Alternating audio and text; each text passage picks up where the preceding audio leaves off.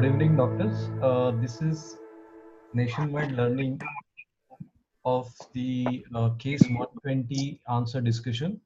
We posted this very interesting case of one of our staff uh, just a month ago, and this appeared to be a little difficult case to track. And this is what exactly happened in this patient. So let's see what the case was and what happened to this patient ultimately.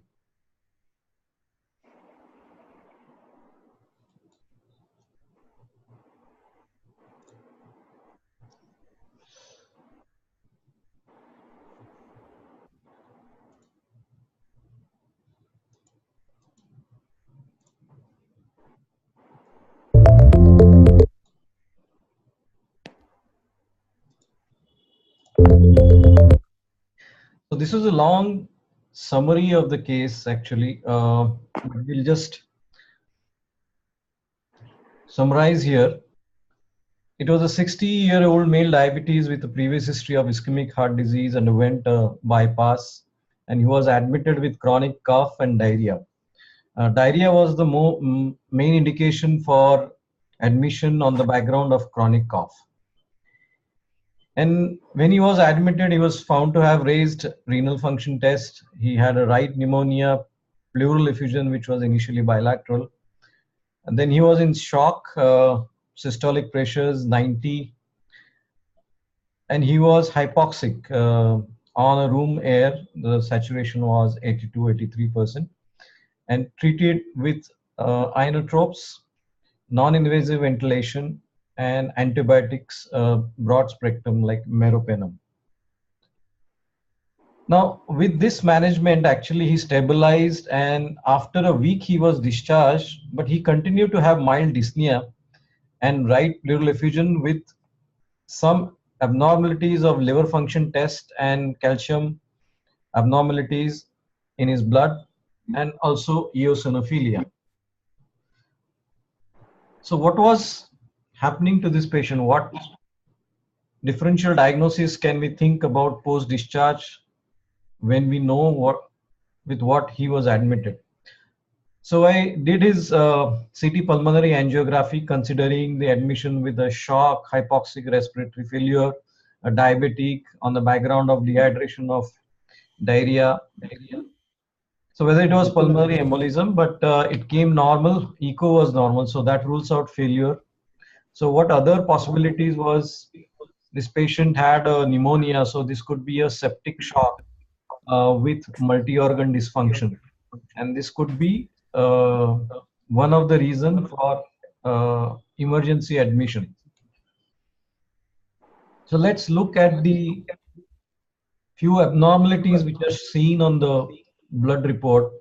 So there is a strong presence of eosinophils in blood, 15.4%. Anemia, which is normocytic, normochromic, at least from the MCV and MCH. And platelet counts are normal. So this is predominantly what his CBC post-discharge showed. His calcium apparently was low, but when we look at the albumin and globulin, the albumin is low. So we need to correct his calcium for hypoalbuminemia. And there was some derangement, very mild, not very significant, of aminase. So this was a reversal of albumin and globulin ratio, and this is the important clue in this case. So when we see a low calcium with low albumin, we always try use the correction formula. So this is available on any calculator. So we just put in the normal albumin, the observed albumin, observed calcium, and this was his corrected calcium, 8.7. So it is normal calcium and not hypocalcemia.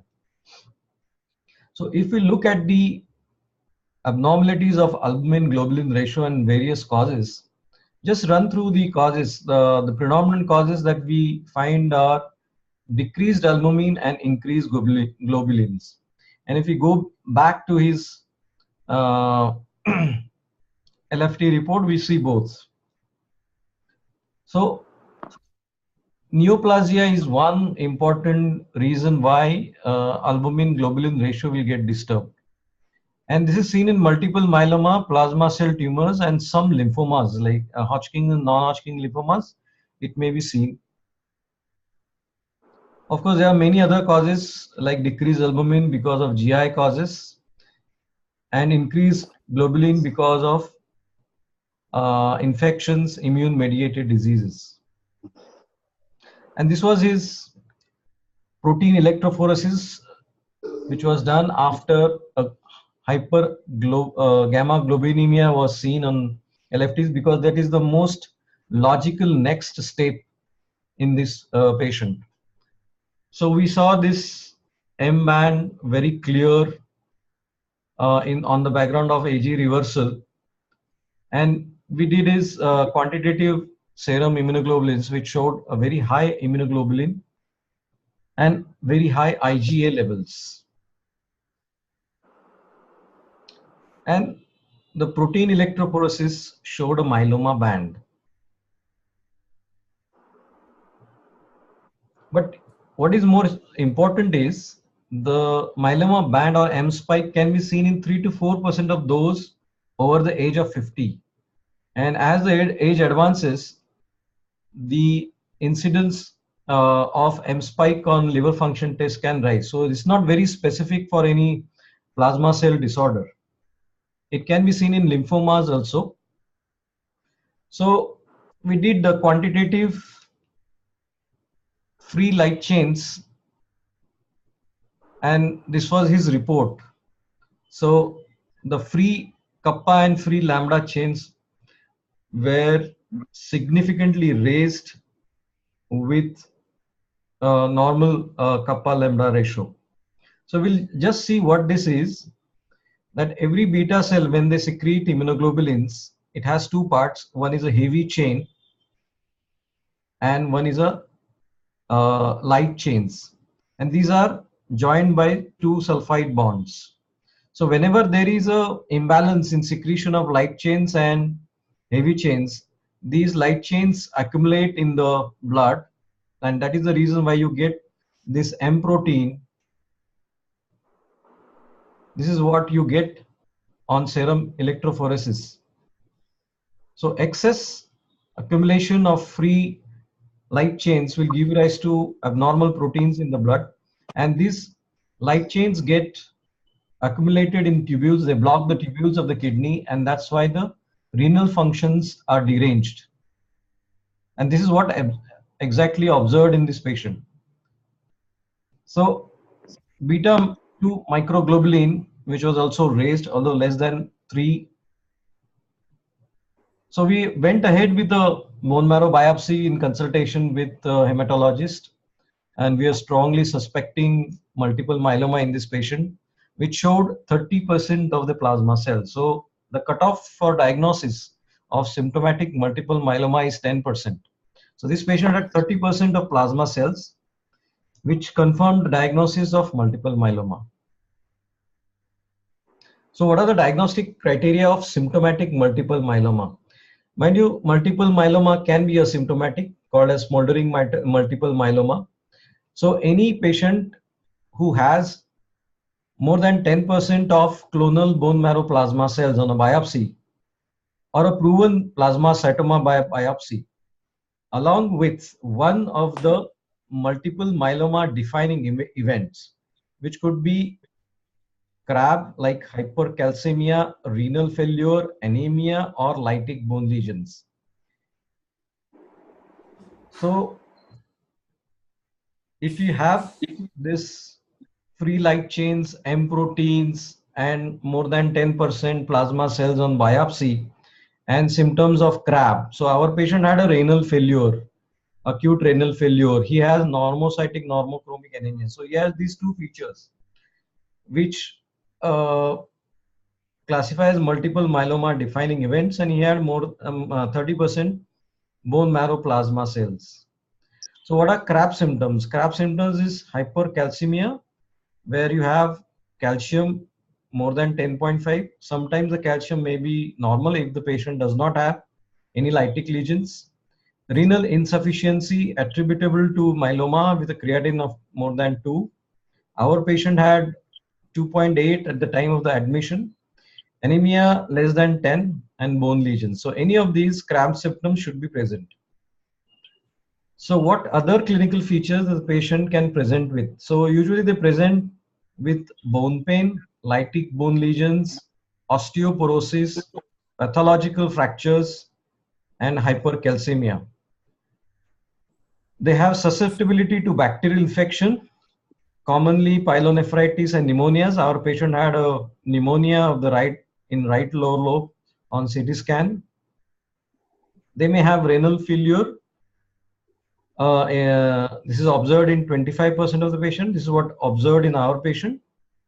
Anemia, which is normocytic, normochremic.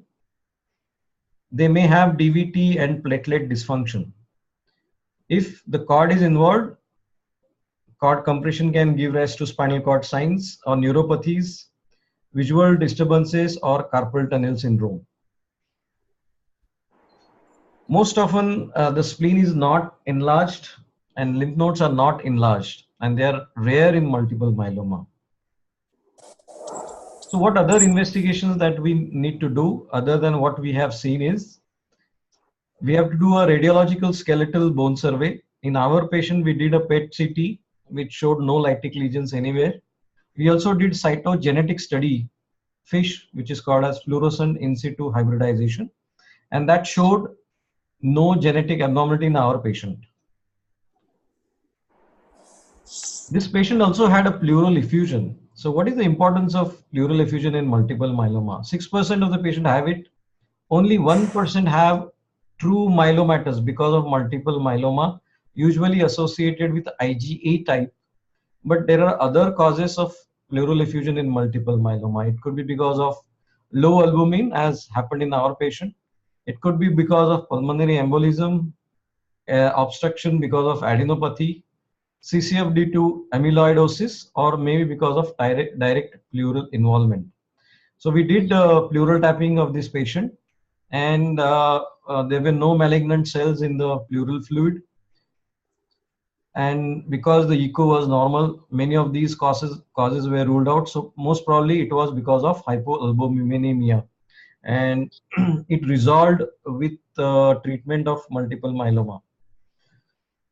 The point about eosinophilia. So most were distracted by presence of eosinophilia. Why eosinophilia occurs in multiple myeloma? Multiple myeloma plasma cells secrete interleukins. So interleukin 6 is one that they secrete, and this is one of the reason postulated to for raised eosinophil count in the blood report.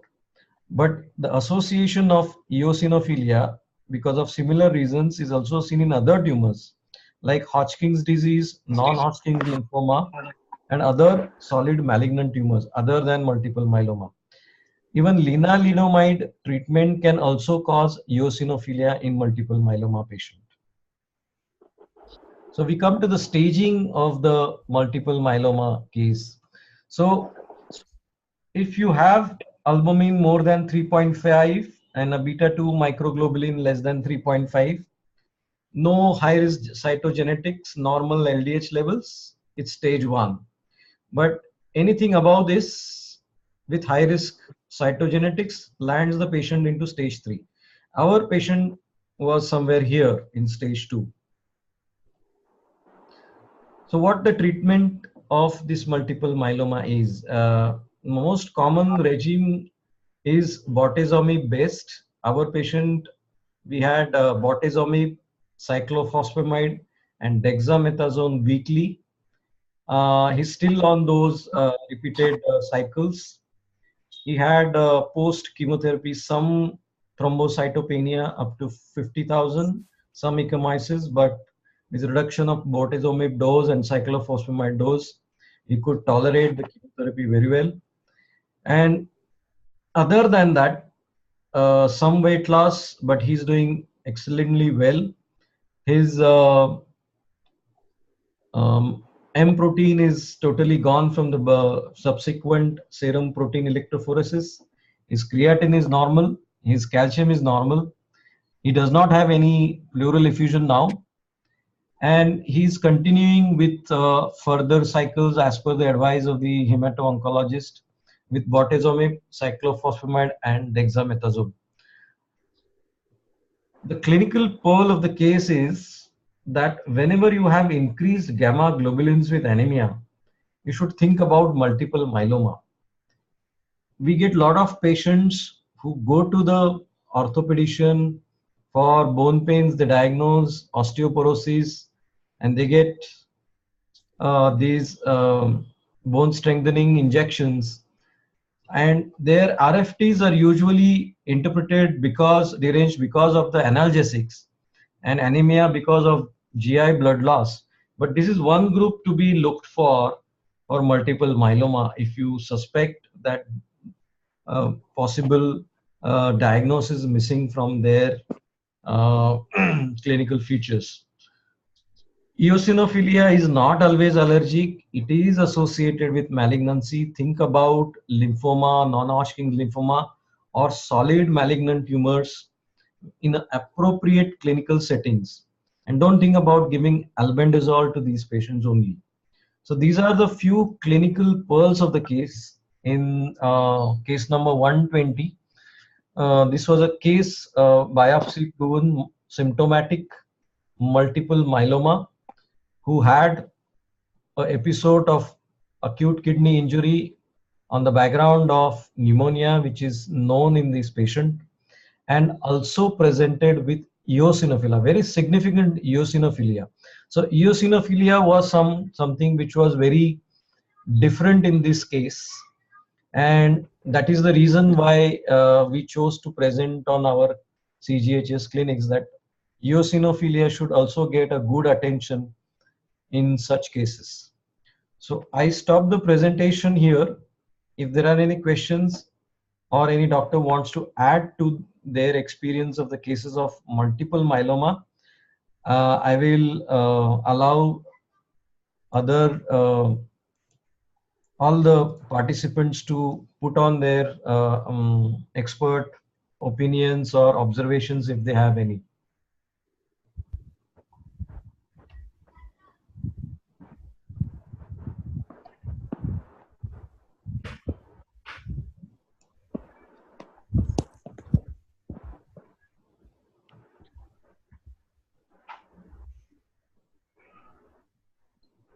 Any questions from audience? Yes, somebody has raised. Please go ahead. Hello, sir. Yes. Sir, can you introduce yourself, please?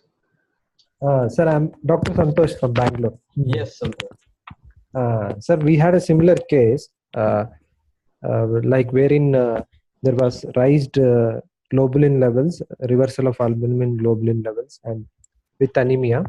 Yes. And unfortunately, we couldn't follow up with what happened with the patient. She had come with the complaints, but we got to know that she was diagnosed with multiple myeloma, but unfortunately they didn't turn up. So like you said, the clinical pearl with regard to raised globulins and anemia, it's a very useful pointer towards further investigation to look for multiple myeloma. In addition, I think in addition to what you mentioned, a simple rise in ESR would also help, along with these findings, would help in investigating further. Yes, good points from Santosh about ESR. Very high ESR is usually seen in these patients. Anybody else? I saw somebody else raised hand. Please go ahead with your comments, please.